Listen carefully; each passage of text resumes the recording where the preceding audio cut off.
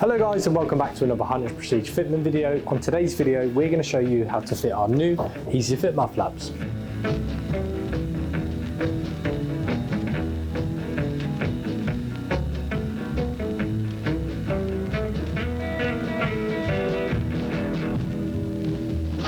So for our Easy Fit Mudflaps we have three different variations of this particular style.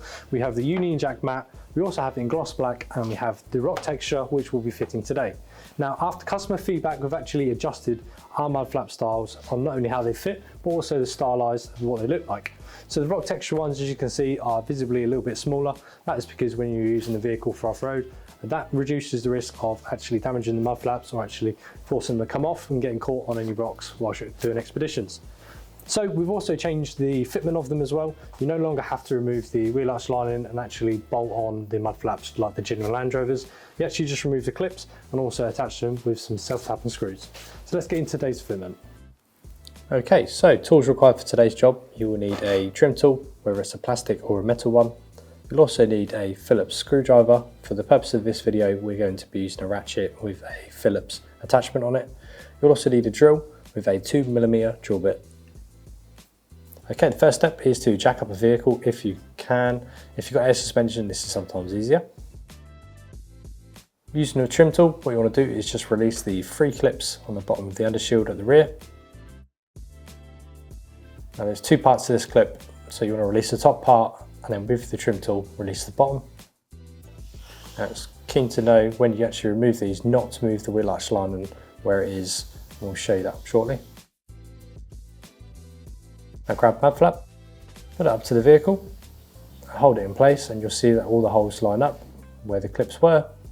And then what you want to do is just reinsert those clips. It can be a bit fiddly sometimes, but this is the reason why we don't remove that wheel arch lining, because the holes actually line up with the panel behind that. And it's easier to start from the outside of the vehicle, work your way in with the clips. And don't forget that clip right at the back. Now this can be a little bit fiddly sometimes the lining does move a little bit, but you can just wiggle that lining to get it in place and just keep tension on that clip. Next up, using a 2mm drill bit, you just want to drill some pilot holes in the mudflap of where we're going to use the self-tapping screws. There's 3 of these in total. And then using either the Phillips screwdriver or the ratchet in this case, I'm just going to insert those self-tapping screws. They can be a little bit tricky sometimes to get into the correct place. This is why we use the drill just to do a pilot hole to guide these screws in properly. Now if you wanted to use a head torch just to get a better view, you can do.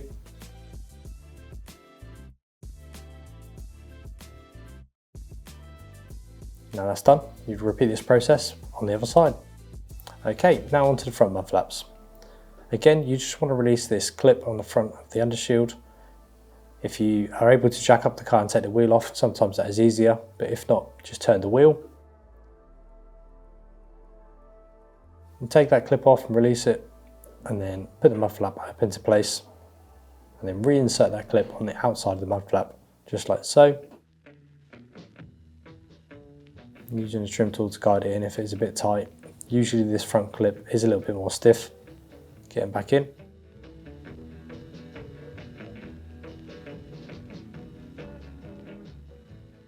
Okay, now what Mac's doing here is just using a pick as a guide, just to actually guide the self-tappers in, because obviously the space between the wheel and that arch is very, very limited, so you can't get a drill in there. Lucky enough, these are self-tapping screws. So what you can do is just use a guide, basically make a mark for that screw to then go in. I understand if you're using a screwdriver, you may also have the same problem. So if you have a stubby screwdriver available, or you can angle the tyre a little bit more just to be able to accommodate for a drill. And tighten all those tappers in there as well. Should be 3 in total.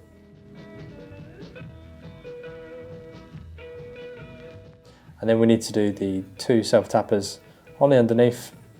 So using that 2mm drill. Just make 2 pilot holes underneath the sill.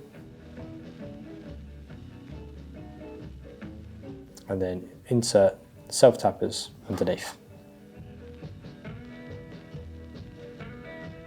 Now you'd repeat this process on the other side. They should look like this.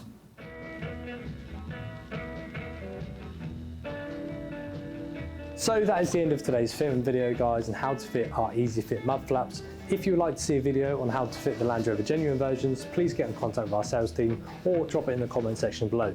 As always, guys, don't forget to like, follow, subscribe and hit that bell notification to stay up to date with what we're doing here at Hunters. We'll see you on the next fitment video.